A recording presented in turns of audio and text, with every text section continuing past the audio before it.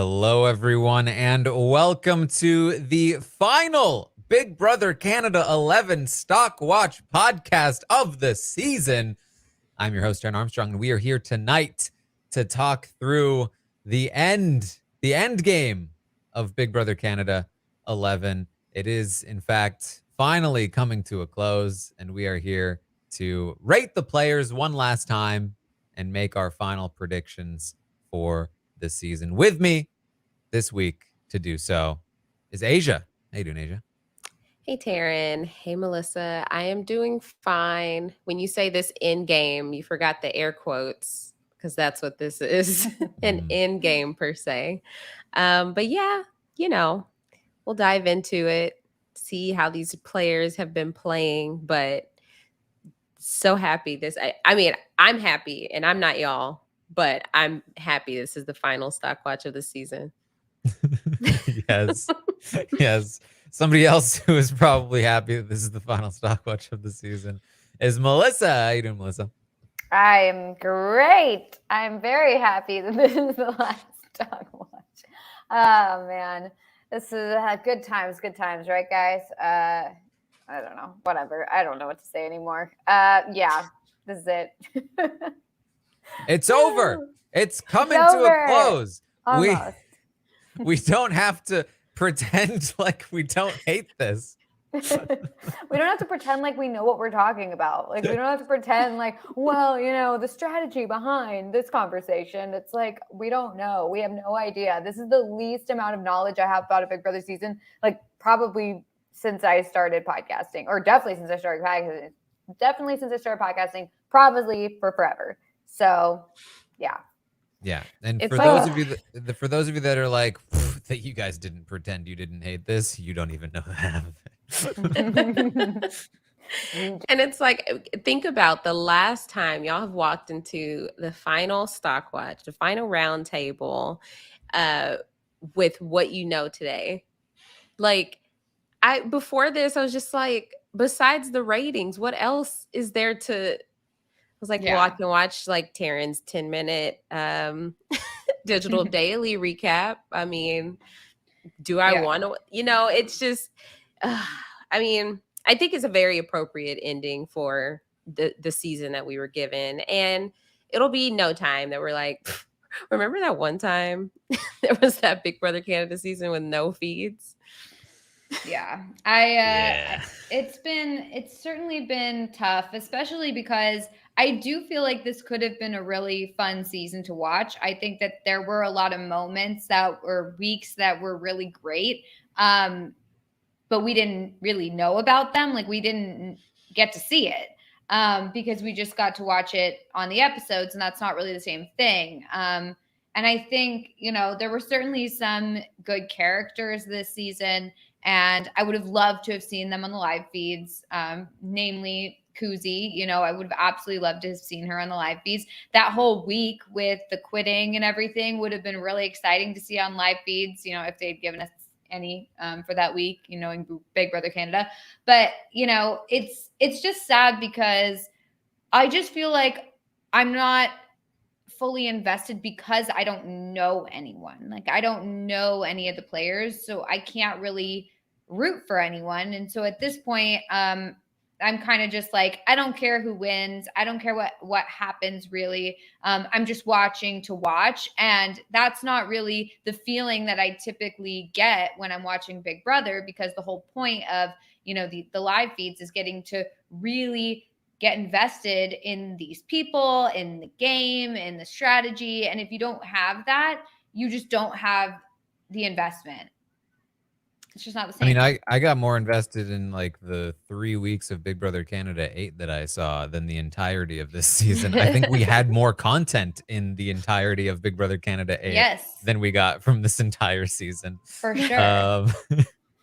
But hey, just like Big Brother Canada 8, where we got Chris's mom, and we never can forget what we got there. This season gave us Sockgate. It gave us Hope's girlfriend socks, and I'm never gonna forget that. I love never socks. Gonna forget those socks. Yeah, I love socks. The most scandalous when we think of, top 10 moments, no, that'd be too high. But most top 10 scandalous things that happened on BBCAN, I could see that making the list at some point. But other than that, I mean, I feel like this season was easier to consume if you treated it like the challenge. Like as if I'm watching the challenge, and I enjoy the challenge for what it is, but I know what I'm getting because of so many years of the challenge. This just cannot stack up in terms of it can't be ranked in best best Big Brother Canada seasons, or even best Big Brother North American seasons, because it's kind of like BBOTT. I feel like it's in a league of its own. Yeah, except BBOTT was really great. Yeah. So never did I think I'd hear those words. Yeah, especially out of my mouth. But considering we were doing So You Think You Can podcast during that exact time, not bringing back the best memories, but there were certainly some really great moments in Big Brother Over the Top, and I certainly felt more invested in Big Brother Over the Top. It literally took over all of our lives, and we all went psycho, like insane on Twitter at that point in time. Everyone was going wild, but it was very fun. Big Brother Canada 11 has taught me that I prefer audience voting people out to no live feeds. So, True. I'll take that lesser of two evils. Yeah. And I thought nothing was worse than audience controlling the votes. Yeah, honestly, I thought we had been through, like, we had to suffer through a lot of really bad, twists or decisions or seasons or whatever. But really, this has been the absolute worst. I mean, nothing compares. This is just, it's giving us literally nothing. Like, at least for those twists or whatever, we still get Big Brother. But for this, this is not Big Brother. It's really not. So, we have been covering it like, as what it is, which is just a show. Like Aysha said, like it's like the challenge or something. It's not really Big Brother. And that's very sad for, the fans that are on this season, especially people like Daniel or whoever who have been really trying to get on for years. And then they get on and it's like, they don't even know until they get out of the house what the fans have been saying and thinking about this season. And I think he's going to be really, really sad and really disappointed that this has been, the season that he got on versus like literally any other season. So it's too bad. It honestly is. It's one of those things where it's like the question, I know that it was in like Dan's book, which throwback, right? Would you play Big Brother if it were not televised? And I feel like Daniel might be a yes. And so if he comes out and he finds out that, there were no live feeds and people just weren't crazy about it, then he might just be like, okay, well, let me just appreciate the experience I had. And that's precious rather than how we all felt while it was airing. I hope he feels that way. I would be, that would be a good thing. I would be happy that he, has good experience with it. I certainly would feel sad if I was on the show because, I always imagine, if I'm on the show, I'm like doing, live feed talks where I'm like, chatting to the camera and like giving my strategy and having people see like the various things that I'm thinking or talking about. And I would be really sad if I got put on a season that didn't have live feeds. I don't know, and like Taylor had said, about how she felt protected with the live feeds because people could witness what was actually going on and there wasn't going to, like, she felt some sort of protection in that way. And I would feel the exact same way if I was being, and there was that conversation that Zach and Ty were having with Hope, and they were confronting him. And the only thing I could think about was how awful and scared I would feel if I was Hope in that situation where two people are confronting me and there's no witnesses to it. I mean, sure, like there's cameras or whatever, but production's clearly not watching, and they're not watching what every single thing that goes on, or else they would have caught the note. So I would feel totally alone and threatened in that situation. And I know it's like, okay, threatened, whatever. Like they weren't actually threatening him, but like I would feel scared if I was being confronted by two people alone in a room versus like alone in a room where I know that the live feeds are on and all these people are watching. And if anything like were to happen, quote unquote, like people would know, people would see it. And obviously nothing happened. And I'm not trying to like dramatize the situation. I'm just saying how I would feel, because I know people are going to come at me and be like, oh, so they're threatening now. But, you know, it's just like, it just is a different feel. When you know that the audience is seeing what's really happening versus, oh, production can change anything or edit anything that they want. Yeah. Yeah, it was funny because this weekend, my family came into town, and my mom usually watches Taran before I do on the digital daily drops. And she finished watching, and she was like, Aysha, what do you think if Ty made it to the final three? Like, who do you think he would take? And I was like, I'm sorry, Mom, I really don't care. I couldn't even entertain this conversation. I said I could not even muster up and like, let's figure it out. And it's just so unfortunate because we know how passionate we can get about these seasons and how much we can care and how great, like look no further than last season, just being so excited, just like, oh, how are things going to go with Josh, Betty, and Kevin? And it's just like, it's really unfortunate, but we can see the light. And I'm very excited to be able to watch the finale with y'all. So, hey, that's the one positive coming out of this. Yes. All right. Well, there is, of course, a survey out. You have about 5 more minutes to complete it if you would like. I don't know if this speaks much to it, but the responses to this survey, I would say just over a third of the amount of responses that we got last season for the final roundtable. That's so sad.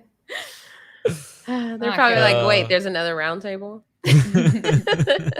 Yeah, I'm sure people are not knowing that this. I didn't even know this when we had a roundtable today. The other day, I was like, wait, Sam, like, we're done, right? And like, we're just doing the finale. And he's like, oh, did I not mention there's a roundtable on Monday? It's like, what?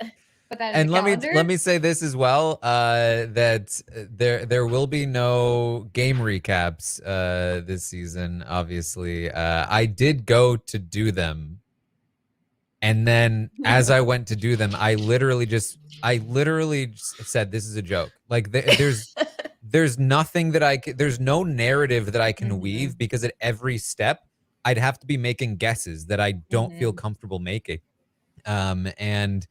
and there's just no real way of accurately representing games in a way that I would feel comfortable doing. So, you know, there's nothing, not all. So and of course, on top of that, the fact that there's so much less to begin with. But that's I would do shorter ones. That's the real reason why. It's just like, you know, there's no good summary that I can make. Well, without being like, well, it could have been this or it could have been this at every single step.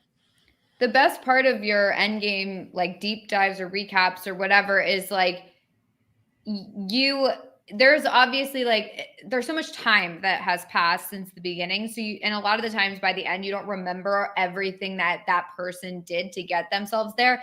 And so then to hear you kind of tell it, like you said, in a narrative fashion, where it's like, okay, let's start from the beginning. This is how this person made it to the finale. And then you can compare the 3 or the 4 or whatever it ends up being. That I feel like it allows you or the viewer to understand, you know, what that person did to get there, how difficult their journey was, how easy their journey was, who really fought to get to the end and who deserves to be there, et cetera, et cetera. And, you know, if you don't have the information, it's just you giving like various facts on various like daily updates or whatever, daily digital dailies or whatever they're stupid called. And so you're not really getting anything other than just like a few, okay, well, in this conversation, they talked about this. Who knows what happened between then and then, but then on this day, they won HOH. And it's like, it doesn't help us to understand it anymore. So I totally get why you're not doing it. And it's, you know, it's props to you for being a responsible journalist. Yeah, exactly. Seriously. Oh boy. Well, I did ask some questions of the audience. First and foremost, we can talk about. I don't think this has even been advertised, so I don't know if they're even doing it. But I did ask, who are you voting for Canada's favorite player, if there is going to be one? And I would say, pretty unsurprisingly, Kuzi with over 50% of the vote Yeah. is the response there. I would have guessed that for sure. Yeah. Can you name the next three, though? Ooh, that's a good one. That's tough because I don't even remember who else was in the house. Maybe Jonathan. Oh yeah. Maybe not Jonathan. next, but he's in that 3. You are correct. He is one of the three. Okay. Yep. Wait, so that means he's probably third place.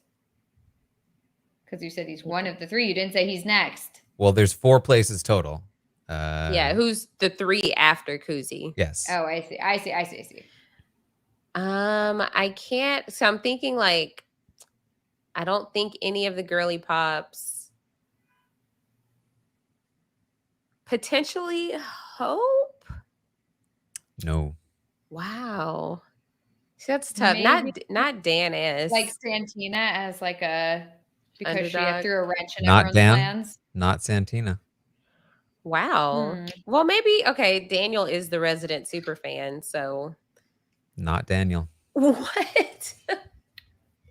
Oh, are people? Did people vote for Ty? Nope. Okay. You're like, please no. I know. I was about to be so disappointed. Maybe not can't be Anita. So it's Jonathan. And Renee? It's not people who are currently in the house. Renee. Wow.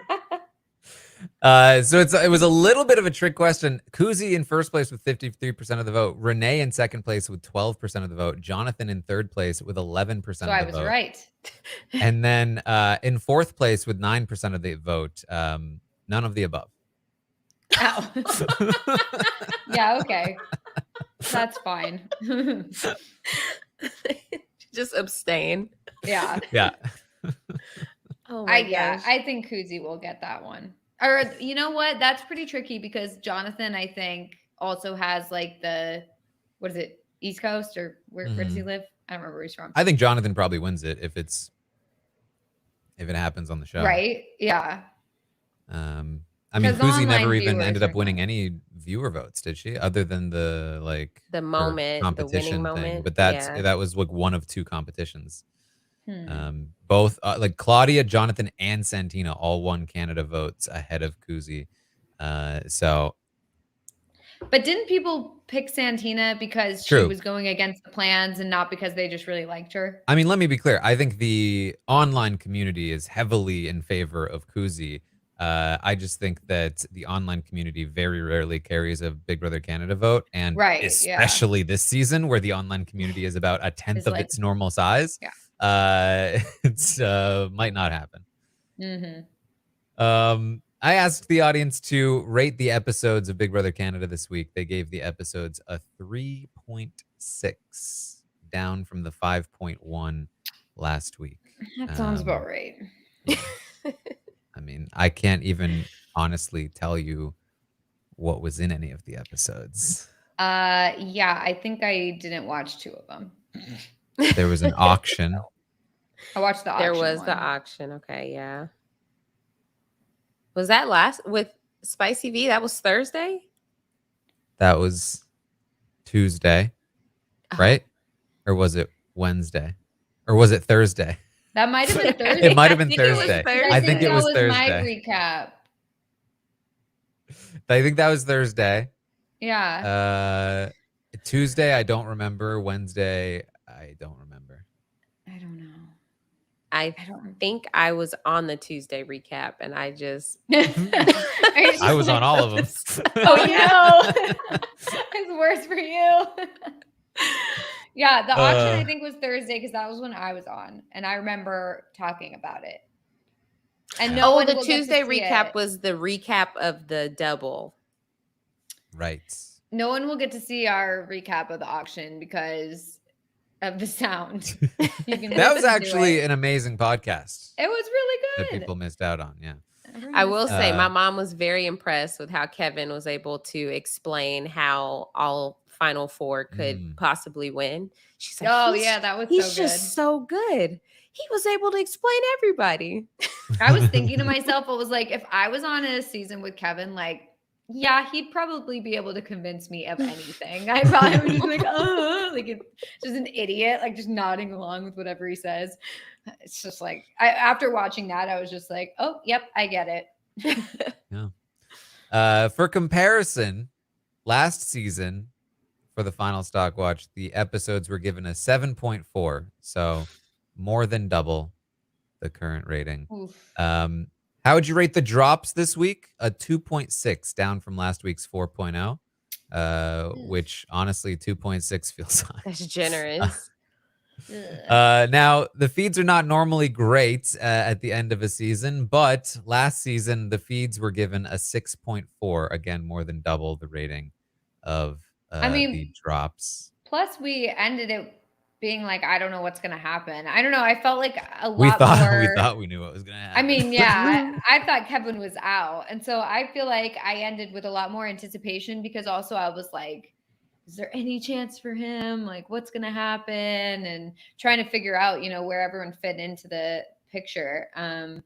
Plus, having like a rooting interest in players is like certainly helpful. Yeah. How would you rate the season as a whole so far? Last week, it was a 4.5, moving down from its high of like a 5.0. This week, a 3.6, continuing to drop back down.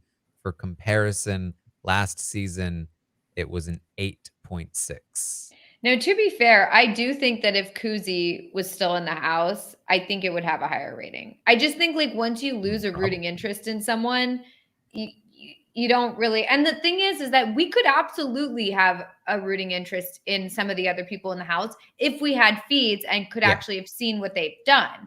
At this point, all we have are the episodes, so we're getting a lot of Kuzi content all the time, and so we really like her. And I know I'm speaking we, but for me at least, I really liked Kuzi. I was very excited to see her play. Some of her, like the weeks where she was featured were like the most exciting weeks. I wish I could see, some of the other players like Anika, even like, I don't know much about her at all. Daniel, I feel like he had a lot of really strong weeks. I mean, we rated him really high in the stopwatch multiple times. And yet I can't really put together exactly what he did that was so impressive because we're not getting that. We're not getting any information. And I wish I could have people to root for at this point, but it's like, I just don't know enough about them yet. And we're at the end of the season. So I do think that because we don't have that is why the rating is so low. I don't know, just not having someone to root for. Yeah. And I think you're right. I think it's like, even at the end of seasons, like even toward the end of like a Big Brother 21 or, like even Big Brother 22 to some degree, there was still like an interest in what was going to happen and what was happening toward the end. Another comparison here, probably one of the most hated seasons of Big Brother Canada 7, in the final stock watch was given a 5.9 rating. So still, quite a bit higher than the 3.6 of this season. So do you think that people would consider this like the worst Big Brother Canada season? I don't know. I think it depends. I It depends if you're a certainly do. feed watcher or if you're just watching the episodes. Because I think if you're just watching the episodes, like you wouldn't necessarily think this is one of the worst seasons. But I think because the feed watchers are so used to something else, like obviously we're comparing it to other things that actually like have feeds. So I think it varies. I think the fact that it's so different than any other season is going to make it stand out even more. And so I bet like if you years from now made a poll about like what is the worst season, it would probably receive the most votes. This, or if you included Big Brother Canada 8, they would probably both be up there. Yeah. With Big Brother Canada 7 probably being like third place. Well, if you're saying years from now, if they keep this up and they That's continue true. this, we're looking at what is the worst season in the new era of Big Brother Canada? I mean, it could be seen as like the turning point, like the moment that the show dies in terms of like people's enjoyment. So that's possible as well. Another comparison, by the way, Big Brother Canada 9 in the final week was given a 7.8.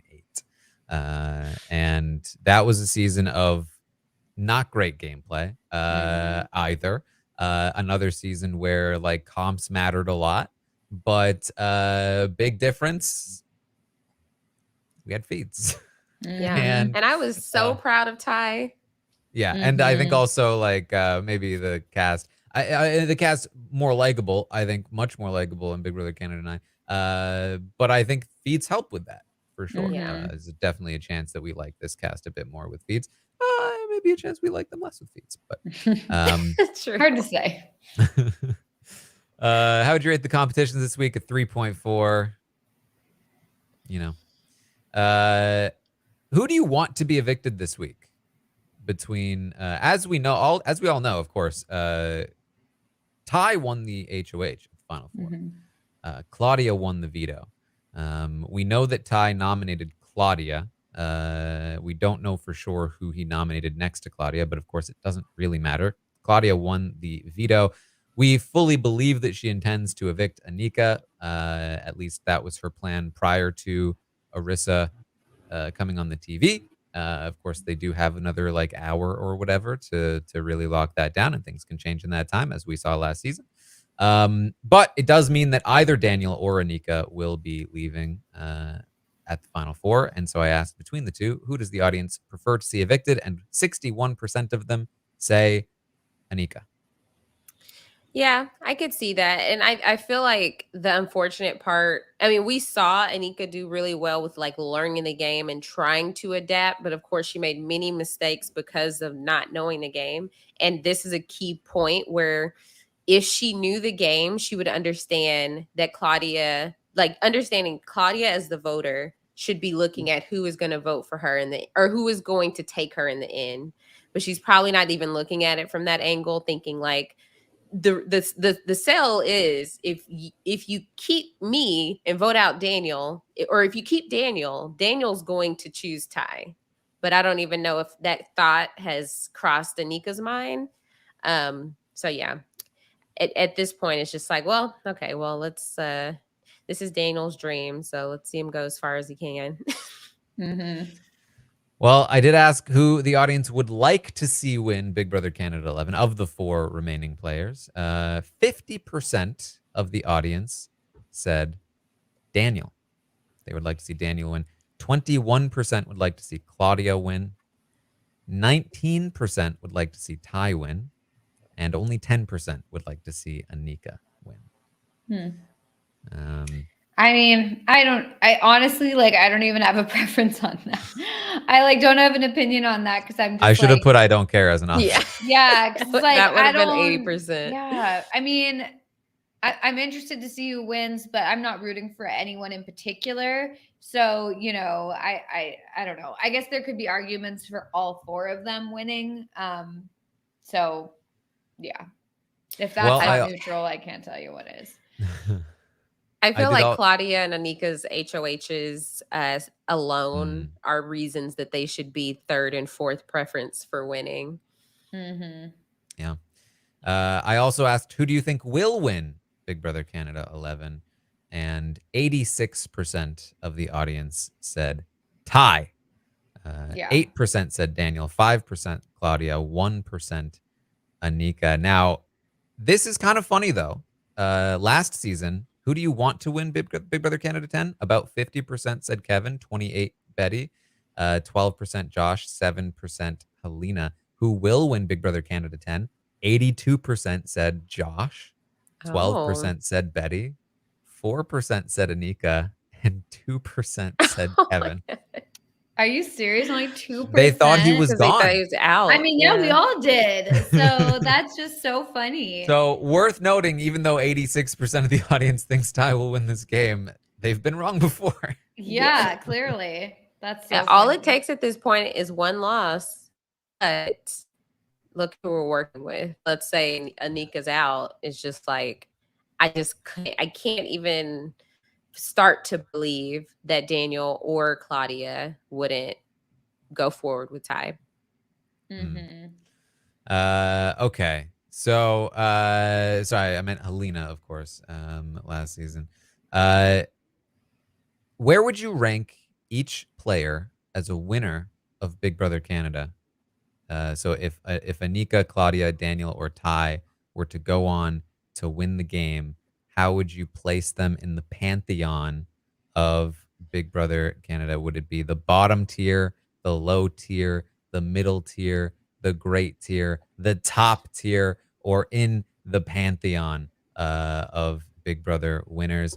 Last season, Kevin was just short of the pantheon in the top tier.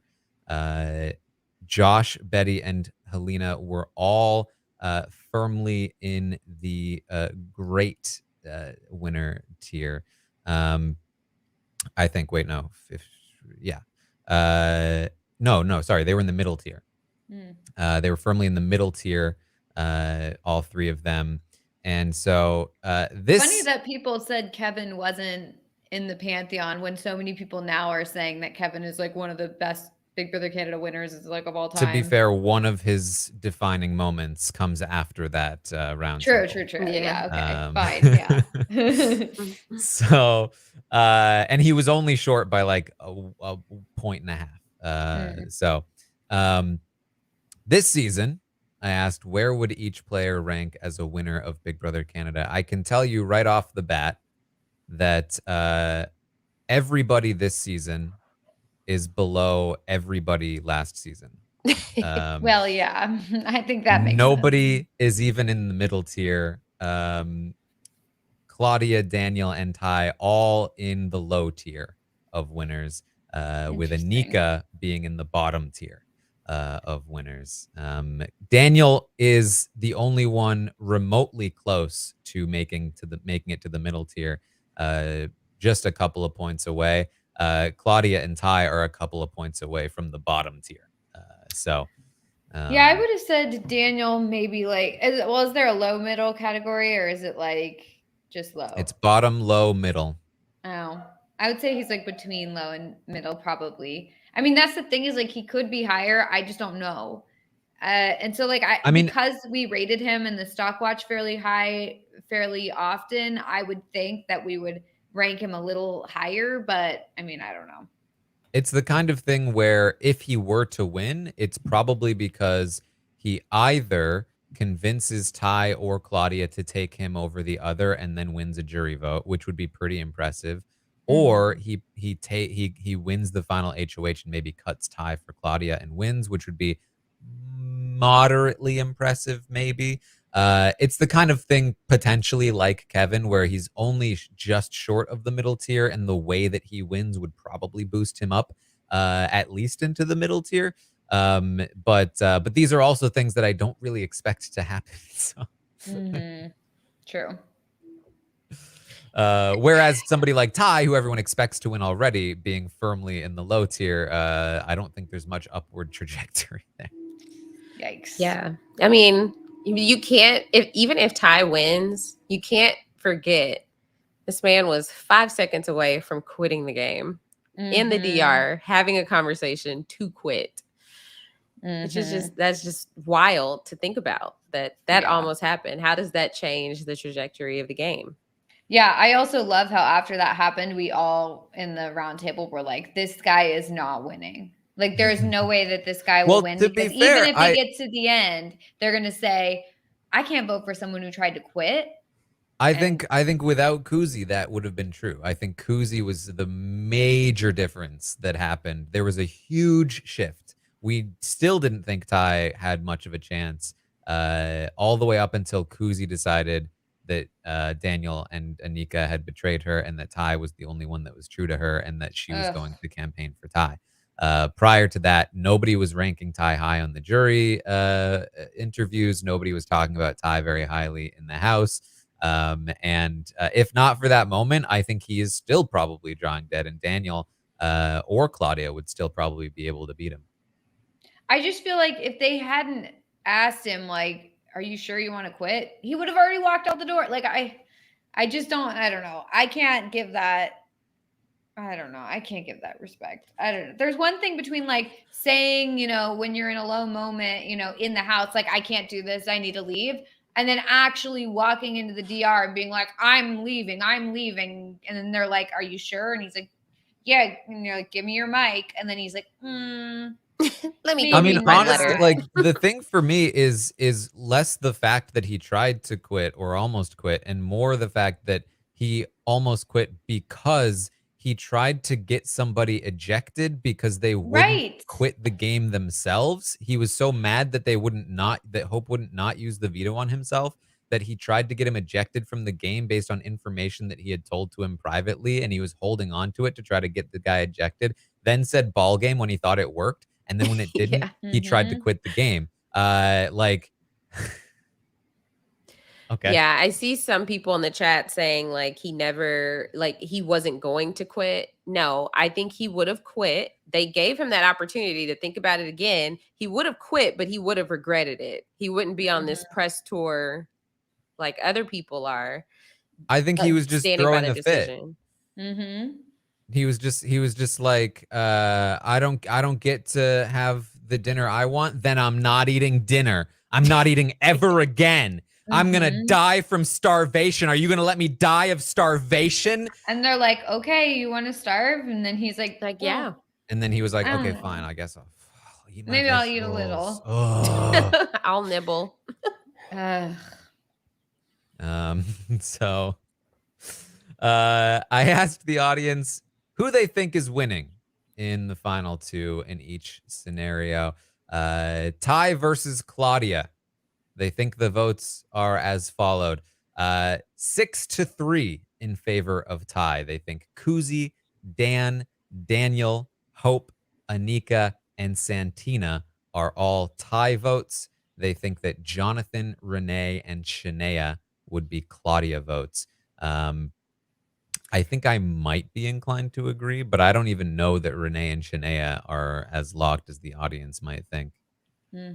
Yeah, Shania, the more and more interviews she probably did, the more upset she probably was about that decision. And I also don't think that Santina is not petty enough to be completely mad at Ty and not want to give him a vote. Yeah, I mean, that would be my thought, but it's again, it's just, I have no idea the kinds of conversations that she's having in the jury, especially with Kuzi, who's somebody that she really respects. Like, you know, Santina is somebody I don't think would have ever voted for Ty, except for having somebody like Kuzi in the jury. Like, no, we got to do this, you know. So and yeah, she did also hate the girly pops for what it's worth, but she really, you know, especially because like Ty and Zach really tried to claim ownership over her game, and like she had to go through a journey in the house of like finding her own voice and not being controlled and sort of like pushed around by these men. So, you know, who knows? But 6-3 says the audience in that situation. Ty versus Daniel, they think, is also 6-3 in favor of Ty, with Kuzi, Claudia, Dan, Santina, Shania, and Renee all being Ty votes. Hope, Jonathan, and Anika being Daniel votes. I do think that Hope, Jonathan, and Anika are probably locked in for Daniel, given what we've seen from the jury videos that have been available. Jonathan and Hope have maintained their crown loyalty despite Kuzi basically rolling her eyes as they say it. So it seems as though Kuzi has not been able to sway them from that, and Daniel would receive those two votes. I think Anika obviously would be a Daniel vote. He would need two more. I think those two would be Santina and maybe one of the girly pops. You know, I would say, what if he could get Claudia if Ty cuts Claudia? But let's face it, she's probably still voting Ty. And so it would have had to have been Renee. And I thought that he might be able to get Renee in the house. However, especially after he called her insecure and an anxious person. But in her interview with me, she said, I got to respect the game, though. And so it does seem as though she would probably also be a vote for Ty. So while it's possible, it doesn't seem super likely that that Daniel has a chance of beating Ty here. Given what we know at the moment. Daniel versus Claudia, on the other hand, be a little bit closer, says the audience. They think that Daniel versus Claudia would be a 5-4 vote, with Daniel winning. Daniel getting Anika, Hope, Jonathan, Santina, and Dan, which, with Claudia getting Kuzi, Ty, Renee, and Shania. So that, of course, leaves Dan as the swing. But I personally don't really see a world where Dan votes Daniel over Claudia if Shania is like voting Claudia. You know what I mean? Like, Dan's voting with Shania. Let's be real. Yeah, I also think it would matter the circumstance in which we got that final two. Yeah. Because if Claudia cuts Ty, I couldn't see him voting for her.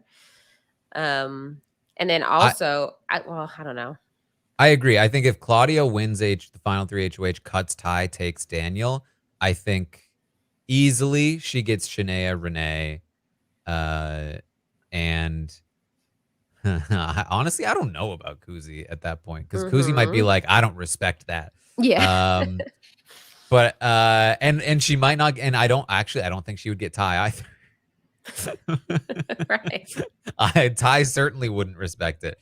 Yeah. So maybe she actually is worse off, and that's, oh my God. Is Claudia screwed? She might be completely screwed. I think she's screwed. I don't see a single scenario that she wins. Yeah. I mean, I think if Daniel wins, cuts Ty, he still gets those 4 votes, Anika, Hope, Jonathan, Santina. He would need to get one of Ty, Kuzi, Dan, Shania, or Renee.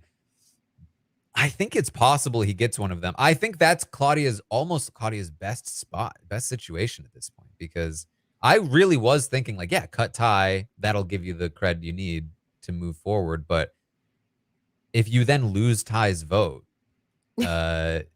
and Daniel has like at least 3 votes locked in, Anika, Hope, and Jonathan, maybe Santina respects the Claudia move.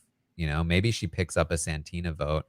Even if she loses Ty, so maybe she still would have a bit of a chance. And then also, you know, like maybe if she's able to make like a great speech afterward, maybe if everyone's like relishing in Ty's like frustration with her, who knows? Yeah, because then how would the girly pops feel? They're gonna be like, you dropped us for him. And then you drop him at the final 2. So I think they would. I think they would like it. I think they would be like, so? "You go, girl! Like, you got him in the end." Time might be on her side now that they've like chilled in the jury house. I think that like I think that when your friend drops you for a mean boyfriend, you and they realize it and come back to you, you're like, okay, thank God. You know what I mean? It depends. All right. Well, Ty versus and then of course the other scenarios here. If Anika does somehow survive, Ty versus Anika, the audience thinks 6-3. Ty wins, with Dan, Claudia, Shania, Santina, Renee, and Kuzi all voting Ty. Hope, Jonathan, and Daniel voting Anika. And then Anika versus Claudia, they think would be another close vote. 4-5. with Claudia winning. And that's, of course, why evicting Daniel is probably Claudia's better move, potentially here, at least according to the audience. They think that Anika would have Daniel, Hope, Jonathan, and Kuzi. They think that Santina would be a vote for Claudia over Anika. Dan would be a vote for Claudia. Ty, Shania, and Renee would all be votes for Claudia, which does make sense to a degree. Santina has a better relationship with Daniel than she does with Anika. Same thing with the girly pops. Same thing with Ty. A lot of people aren't as high on Anika. Did I mention Kuzi? Kuzi actually was a vote for Anika, yes, which I think is true. But I don't think Kuzi's doing a ton of work for Anika. I think she's doing work for Ty in the jury. Yeah. So I think that she wouldn't be prepped for that kind of situation. They would be very surprised. Yes. If they were. And that is the only final two outcome that does not include a man as well after all of this. All right. So those are the jury predictions. One more thing before we get to the ratings. Who are the audience's favorite players left in the house? What's the order? Oh boy. I would guess Daniel. Mm-hmm. Yeah. Then Anika, Claudia, Ty. Yep. Yeah, that sounds about right. She beat you to it, Melissa. Well, I was wondering about Anika because the audience didn't want Anika to win. So I was like, well, if they don't want her to win, then. But look at the competition. Yeah. Yeesh. All right. So let's get to the ratings then. Let's talk through these ratings. This is, of course, the portion of the podcast where we rate the players from 1 to 10 based on how well we think they are doing in the game, based on the information that we are able to get from the drops. And in this case, very predictive. In fact, one of these people is already gone. And we presume that person is Anika, but we do not know for sure. And as we learned last season, presumptions can be very wrong. So let's start with Anika.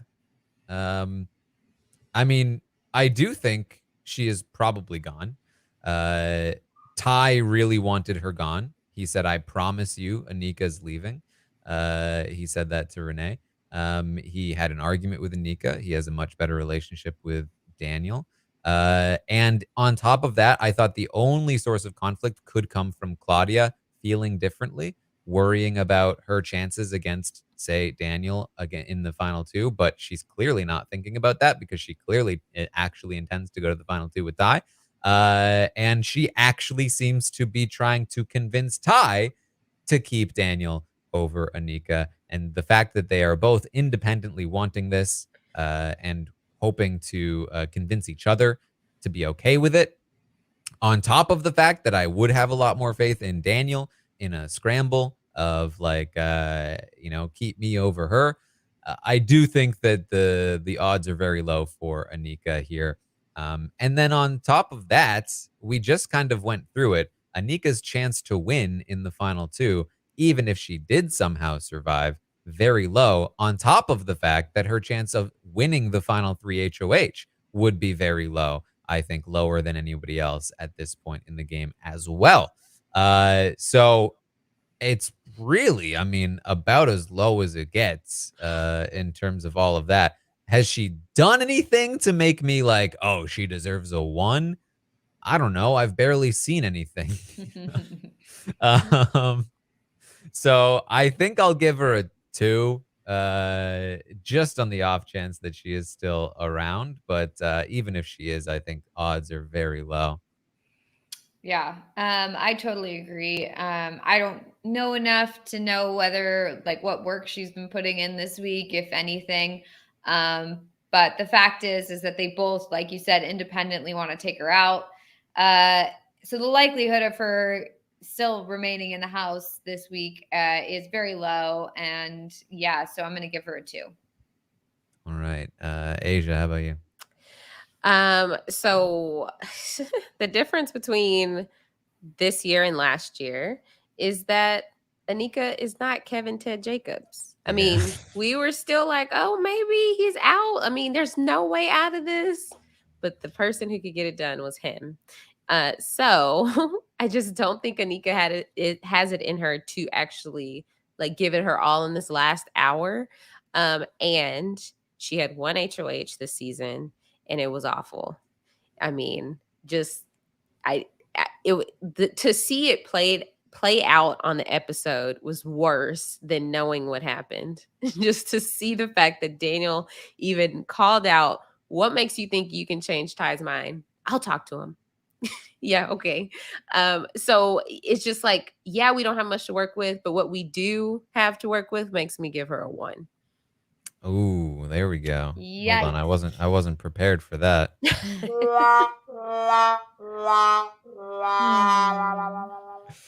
The audience is a little higher on Anika as they were last week. The audience gave Anika a 3. Lower than last week. It is lower than last week. Let's move on to Claudia. Melissa, what are your thoughts on Claudia? I mean, like we just kind of discussed, it does seem like Claudia is not in a good spot to win. She probably doesn't have the votes. I don't really see her playing for herself. I see her playing for Ty. The fact that she like wants to keep Daniel is not good for her. Because Daniel wants to take Ty, or supposedly wants to take Ty. And then, you know, she's just been making poor moves these past few, you know, days, weeks, whatever. And it's just not great. So, I mean, the one thing I can say about her is she's definitely still in the house. So I guess that's better than what we have with Anika. But generally, she's not. I don't really see her winning, and I feel like she takes Ty to the end, and I don't think that's good for her. I'm honestly like, I'm debating whether I'm going to give her like a 3 because she's still here. Well, so when we rated them before, she lost Renee. She lost right? Renee for sure. But yeah, I mean, we knew she was likely losing Renee last time. Mm-hmm. Yeah, I'm going to stick with my 2. All right. Aysha, what do you think? Yeah, so I think that, like we just discussed, I don't think there is a scenario where she wins. And today, I guess outside of the 1, I'm going with pure prime numbers. So I'm giving her a 3. All right. 3 from Aysha. The audience gave Claudia a 4. A little bit higher on Claudia. I'm really tempted to give her a 1 just to make it 1, 2, 3, 4. 1, 2, 3, 4, 1, 2, 3, 4 again. Wow, I didn't even notice it last time. That would be amazing. Yeah. Unfortunately, I think that keeping Daniel is a bad move for her, a really bad move. It's not quite a evict your own ally on a double eviction bad move. And I do think that her chances to win are low, but I don't think they're 1 low. I think I am going to give her a 2 because she's evicting Anika, or at least plan to.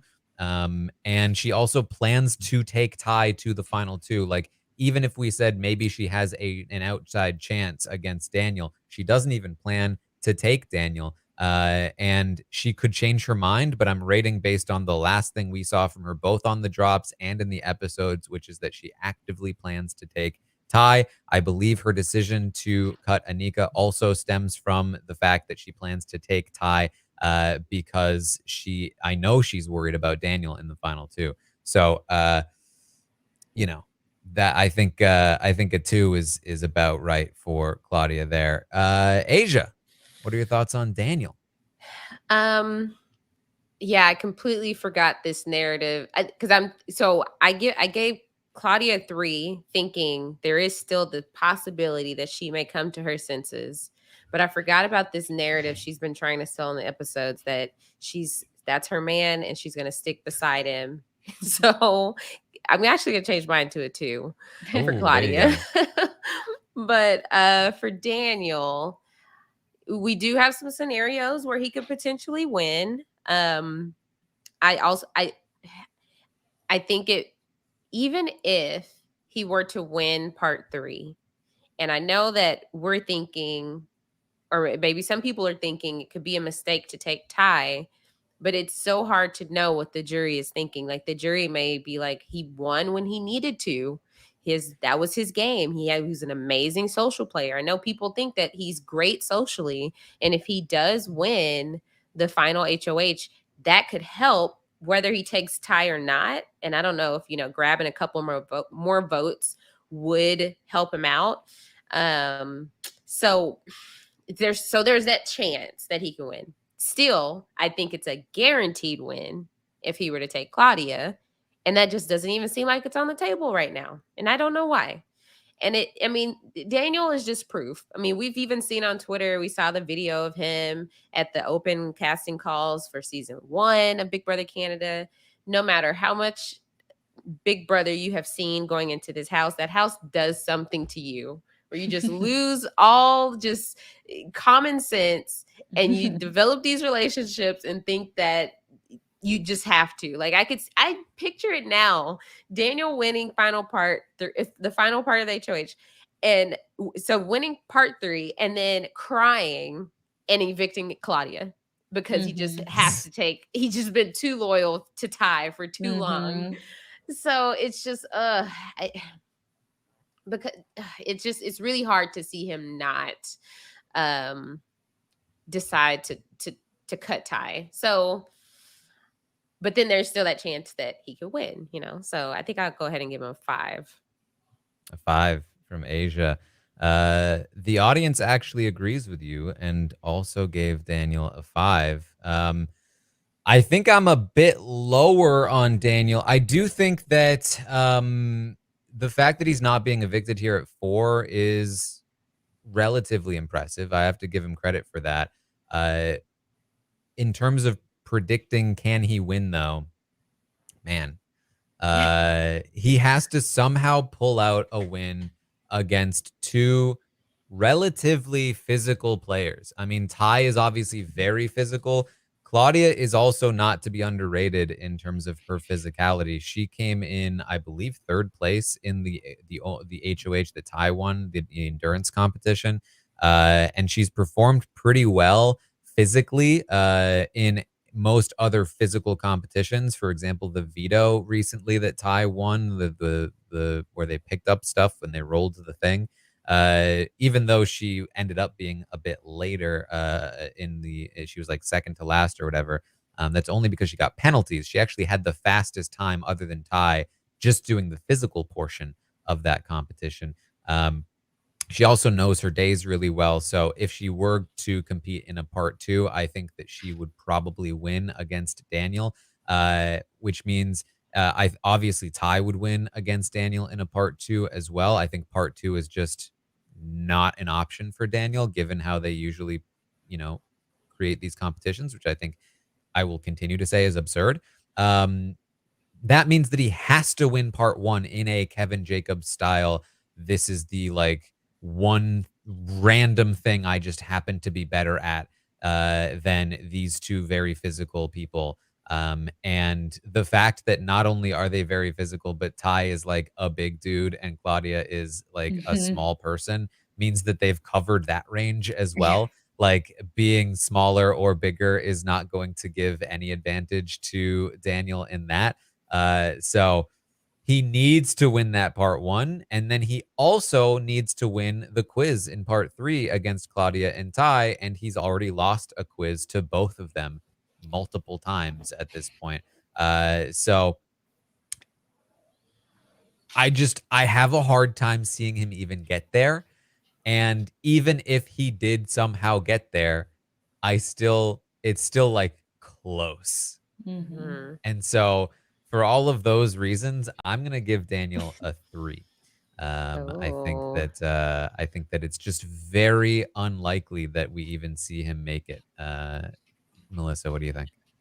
Yeah, I agree. But I also think that I have to give Daniel credit for the fact that both people want to keep him around this week when it doesn't necessarily make sense. And he's obviously doing something right. I don't necessarily know what that is because I can't see it. But the fact that they both want to keep him around is indicative of some good moves that he's making on his part. The one problem is, is the jury going to vote for him even if he gets to the end? I don't know. So yeah, I'm a little, I'm on the fence. I don't really know exactly what to do.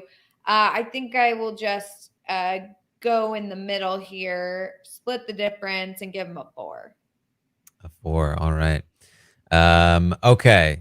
Then let's finally talk about Ty. Ty has a 6 from the audience, which is the same rating they gave him last week.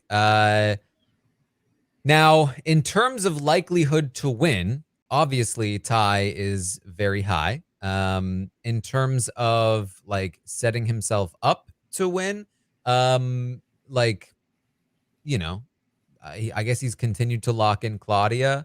And here's the thing. Since the last time we saw him, he did the absolutely abysmal jury management with Renee. Lying to her face, calling Kuzi a liar, telling her that she's insecure and that all these things. But Renee did still leave the house saying that she would vote for him. So, like, you know, what can you do? So it's tricky. I think the fact that he has won a quiz comp here at the Final Four definitely gives me a lot more reason to believe that he will be there in the final 2 and that he will ultimately win the game. Prior to him studying with other people and everything, it didn't really seem like he could get there. Or it didn't seem like he'd be likely to win that final part 3 of the final 3 HOH. But now it seems like he very much could, and maybe is even the heavy favorite. And given that I think he does beat both people, I think we're just pretty much looking at a tie win. But I again, I'm also rating based on what I saw over the week, and what I saw subjectively was terrible gameplay. And so overall, I think I will agree with the 6. And I think that's where I'll fall for Ty. Melissa, what do you think? Yeah, I agree. I'm going to give him a 6 as well. But he's just so bad. He's just so bad. And I don't like giving him a 6, but it's literally just because he's probably going to win. Everyone seems to want to vote for him and everything.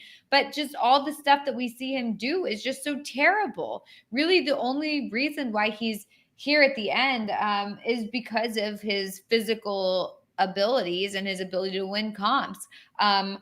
And not at all for his social game or his strategic game, because he doesn't really have either of those. And so it's really hard for me to give him such a high score when he's just not a good player. And it's unfortunate that it's come to this. And so I just want to make clear that my 6 is not because I think that he's doing a good job. My 6 is purely because I think he's going to win.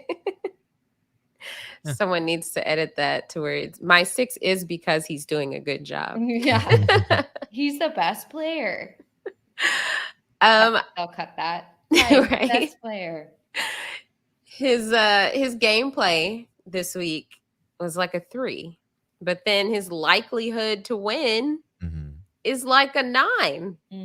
And so if I cut it right down the middle, I'm a 6 as well. Yeah, there you go. Yeah, and I think like the thing is we always say, you know, it's about how they're playing this week that we're talking, and it's not. It's a lot of factors that get weighed into it, and we all do it kind of differently. You know, it's not purely just who's going to win, but I think once you get down to this point, it really is a lot of who's going to win, and that does weigh a lot into it. As far as ratings. I think the lowest rated final stock watch was BBCAN11, and that's because there was an immense amount of uncertainty about who's going to win. On top of the fact that like the gameplay was like not exactly stellar, that it was like, and the jury has basically confirmed also like whoever won the final 3 HOH was going to win the game, whether that was Tara, Ty, or Braden, and so. Like nobody came even close to a guaranteed this person's going to win the game. And so like, yeah, Ty might have a higher rating in the final stock watch before his win in Big Brother Canada 11. But I would say that Ty from Big Brother Canada 9 is probably still the better winner overall, despite having a lower final rating in the stock watch. Right. It's just different circumstances leading to the different ratings. Totally. So, yeah. So there you go. That's Cool. the final stock watch. 2, 3, 4, 6.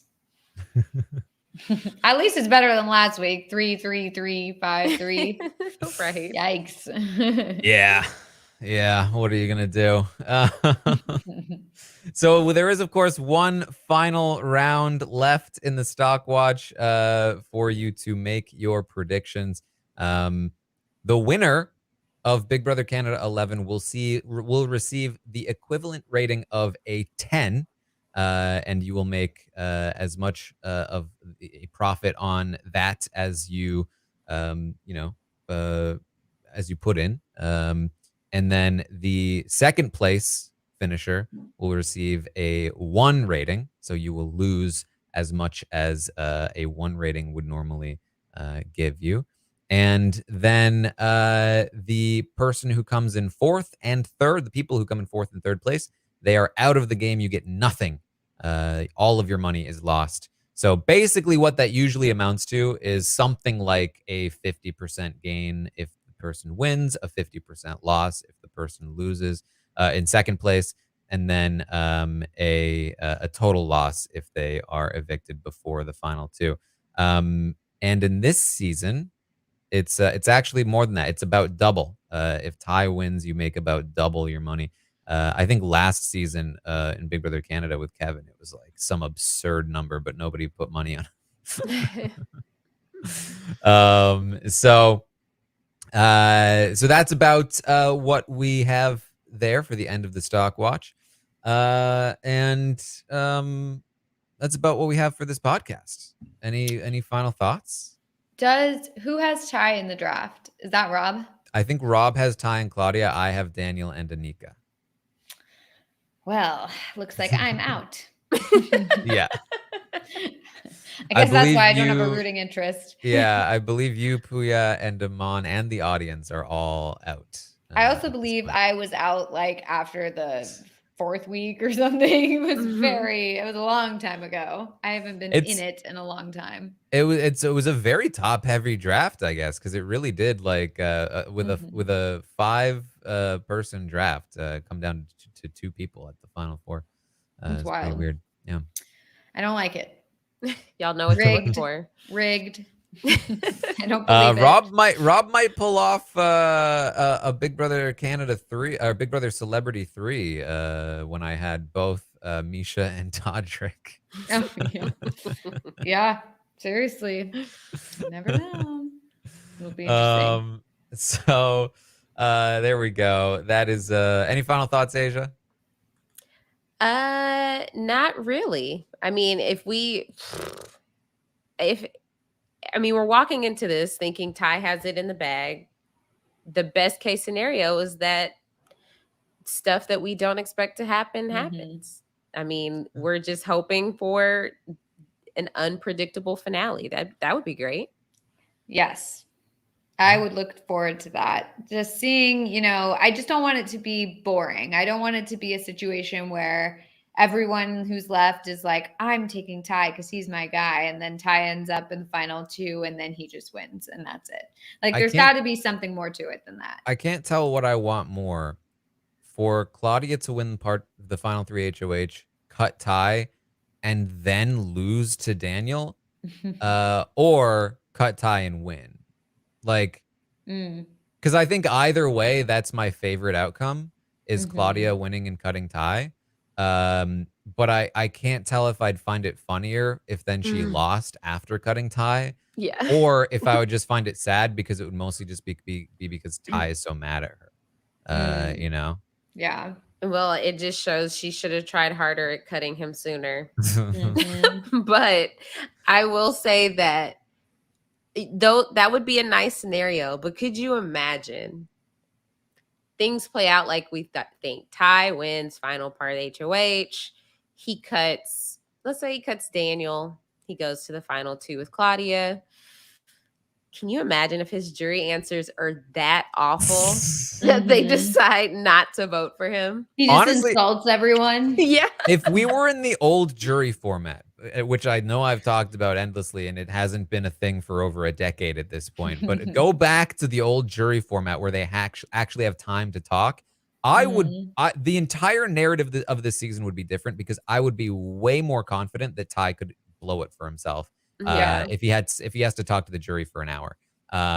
For 5 minutes, I think it's probably fine. You did make me realize though, Aysha, I think actually my favorite scenario would be Ty wins the final 3 HOH, cuts Claudia for Daniel, and then loses to Daniel.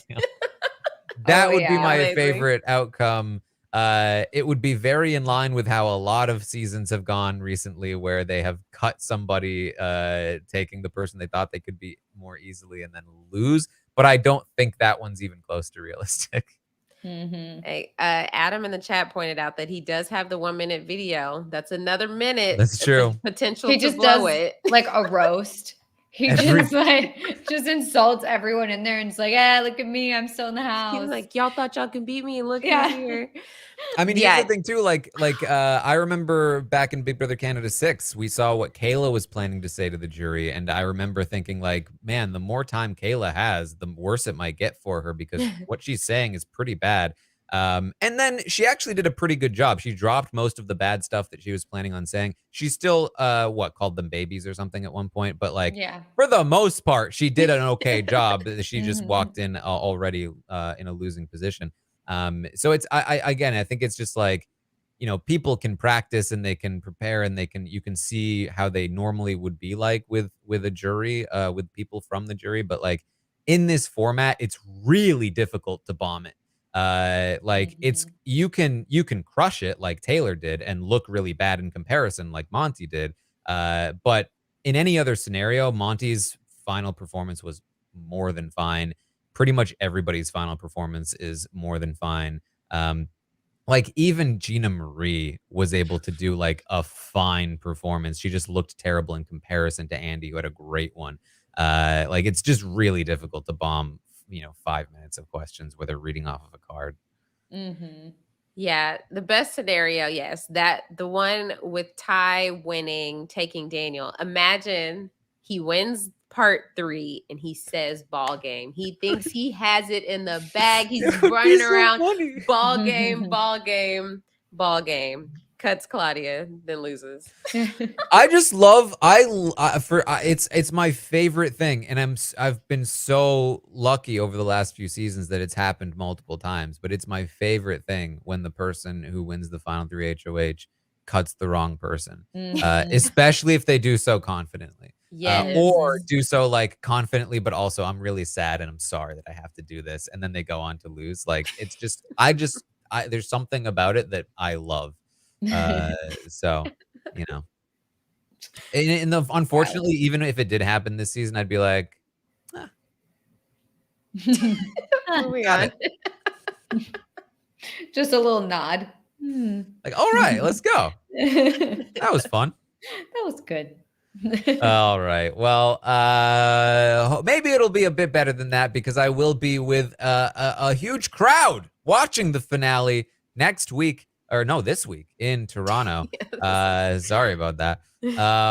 In just 2 days, we'll be in Toronto for the Survivor episode watch party thing. And then there'll be a podcast after that. And then on Thursday night, we will be live in Toronto watching the finale, doing a podcast afterward. We're gonna have to keep it a little tight because it's a late episode. But we will be there. So if you're going to come, please come and say hi. It should be a fun time.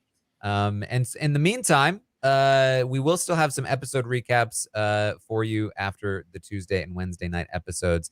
They just will be without Rob or myself.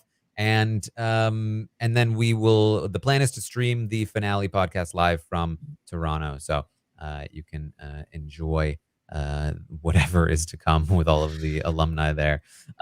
So check all of that out. You can, of course, find me over on Twitch, twitch.tv/Taran Armstrong. I'm going to do my best to try and find a way to stream some stuff in Toronto. So if you are looking for any of that content, either during the episodes or not, follow me over there on Twitch if I'm able to find a way to do it.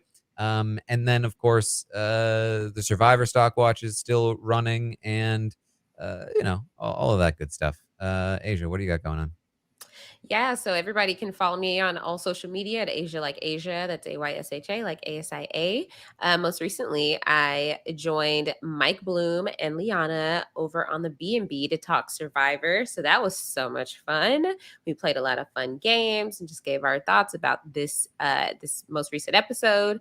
And of course, talking about a lovely show called Married at First Sight with my co-host Jason Reed, where we discuss episodes and episodes long of this show that you don't have to watch. You could just listen to the podcast. That's what a lot of people are doing, as we've been told. So if you just are looking for a fun listen after Big Brother Canada is done, hop on over to the Love at First Sight feed or the Reality TV Wrap-Ups feed and just listen to A Perfect Match.